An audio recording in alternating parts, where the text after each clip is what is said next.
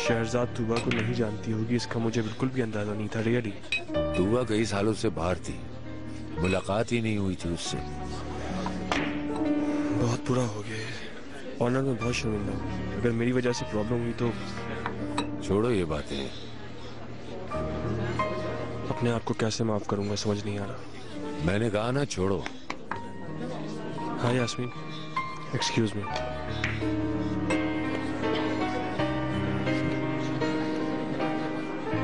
कैसे हो तुम?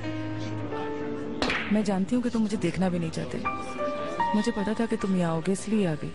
मुझे फोन कर लेते। तुमने कहा था कि हमें दोस्ती खत्म कर देनी चाहिए। वो बात मुझे बहुत परेशान करती रही, इसलिए मैंने तुमसे माफी भी मांगी। यास्मीन प्लीज इस बारे में बात मत करो।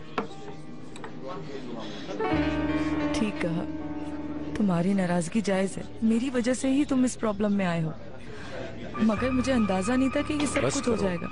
बस करो यास्मीन, अब बहुत हो गया।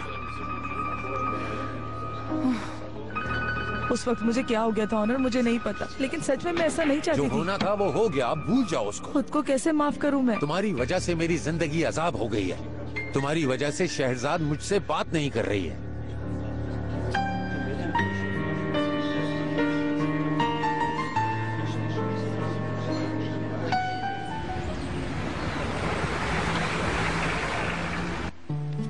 क्या नाम है इसका? पिट्सा। पिज्जा। पिट्सा।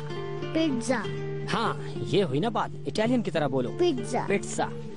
ये लो, इसे खा लो। ऐसे, शाबाश। तुमने लंच में भी कुछ नहीं खाया था, क्या तुम्हें अभी भी भूख नहीं लगी? इस तरह तो बीमार हो जाओगी।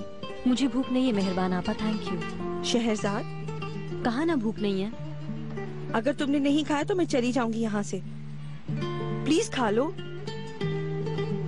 अच्छा खा लूंगी, सिर्फ आपकी खातिर। हाँ ये लो। खाने के बाद आप लोग घर चले जाइएगा, ठीक है? कैन को नींद आ रही होगी। और तुम? मुझे भी थोड़ा काम करना है।